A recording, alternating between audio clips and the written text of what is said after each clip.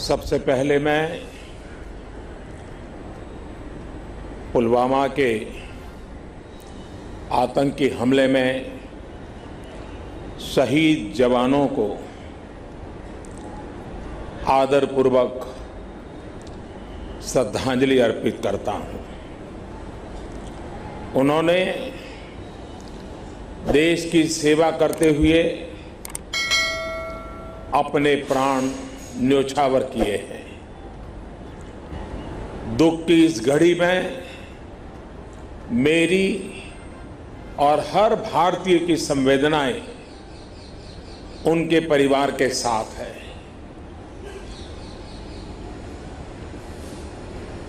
इस हमले की वजह से देश में जितना आक्रोश है,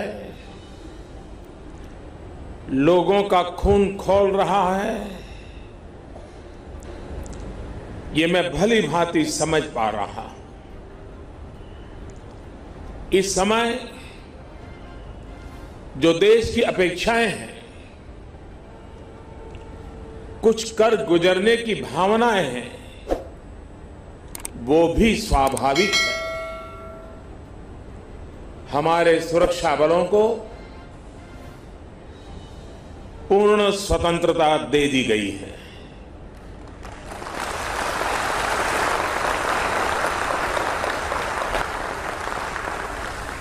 हमें अपने सैनिकों के शौर्य पर, उनकी बहादुरी पर पूरा भरोसा है। मुझे पूरा भरोसा है कि देशभक्ति के रंग में रंगे लोग सही जानकारियां भी हमारी एजेंसियों तक पहुंचाएंगे, ताकि आतंक को कुचलने में हमारी लड़ाई और तेज हो सके। मैं आतंकी संगठनों को और उनके सरपरस्तों को कहना चाहता हूं कि वे बहुत बड़ी गलती कर चुके हैं। बहुत बड़ी कीमत उनको चुकानी पड़ेगी।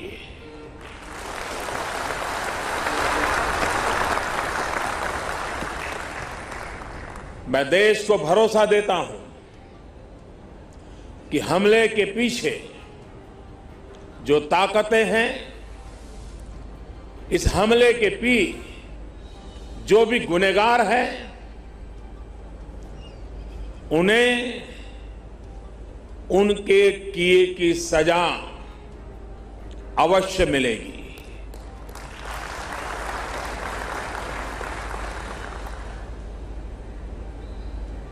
जो हमारी आलोचना कर रहे हैं,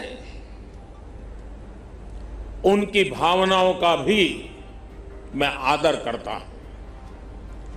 उनकी भावनाओं को मैं भी समझ पाता हूं और आलोचना करने का उनका पूरा अधिकार भी है। लेकिन मेरा सभी साथियों से अनुरोध है कि ये वक्त बहुत ही संवेदनशील और भावुक पल है। पक्ष में या विपक्ष में, हम सब राजनीतिक छींटाकशी से दूर रहें। इस हमले का देश एकजुट होकर के मुकाबला कर रहा है। देश एक साथ है, देश का एक ही स्वर है और यही विश्व में सुनाई देना चाहिए, क्योंकि लड़ाई हम जीतने के लिए लड़ रहे हैं।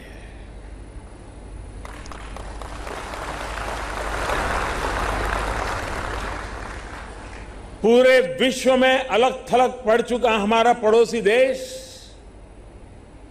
अगर ये समझता है कि जिस तरह के कृत्य वो कर रहा है, जिस तरह की साजिश रच रहा है, उससे भारत में अस्थिरता पैदा करने में सफल हो जाएगा तो वो ख्वाब हमेशा हमेशा के लिए छोड़ दे। वो कभी ये नहीं कर पाएगा और न कभी ये होने वाला है।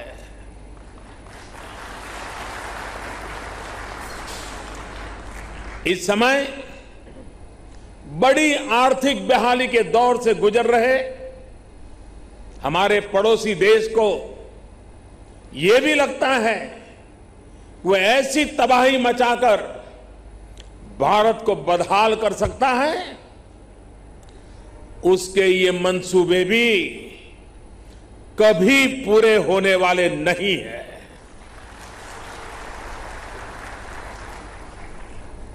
वक्त ने सिद्ध कर दिया है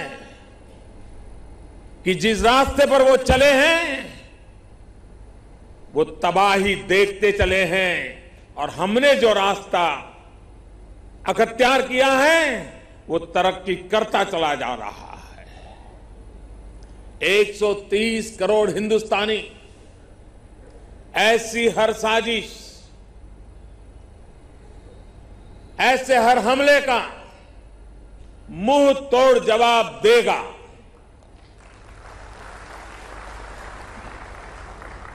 कई बड़ों देशों ने बहुत ही सख्त शब्दों में इस आतंकी हमले की निंदा की है और भारत के साथ खड़े होने की, भारत को समर्थन की भावना जताई है। मैं उन सभी देशों का आभारी हूं और सभी से आह्वान करता हूं कि आतंकवाद के खिलाफ सभी मानवतावादी शक्तियों को एक होकर के लड़ना ही होगा। मानवतावादी शक्तियों ने एक होकर के आतंकवाद को परास्त करना ही होगा। आतंक से लड़ने के लिए जब सभी देश एक मत, एक स्वर, एक दिशा से चलेंगे तो आतंकवाद कुछ पल से ज्यादा नहीं टिक सकता है। साथियों, पुलवामा हमले के बाद अभी मनस्थिति और माहौल दुख के साथ आक्रोश से भरा हुआ है। ऐसे हमलों का देश डटकर मुकाबला करेगा। यह देश रुकने वाला नहीं है। हमारे वीर शहीदों ने अपने प्राण की आहुति दी है और देश के लिए मर मिटने वाला हर शहीद दो सपनों के लिए जिंदगी लगाता है। पहला, देश की सुरक्षा, दूसरा, देश की समृद्धि। मैं सभी वीर शहीदों को उनकी आत्मा को नमन करते हुए, उनके आशीर्वाद लेते हुए मैं फिर एक बार विश्वास जताता हूं कि जिन दो सपनों को लेकर के उन्होंने जीवन को आहूत किया है, उन सपनों को पूरा करने के लिए हम जीवन का पल पल खपा देंगे। समृद्धि के रास्ते को भी हम और अधिक गति दे करके, विकास के रास्ते को और अधिक ताकत दे करके हमारे इन वीर शहीदों की आत्मा को नमन करते हुए आगे बढ़ेंगे। ये मैं भली भांति समझ पा रहा हूं।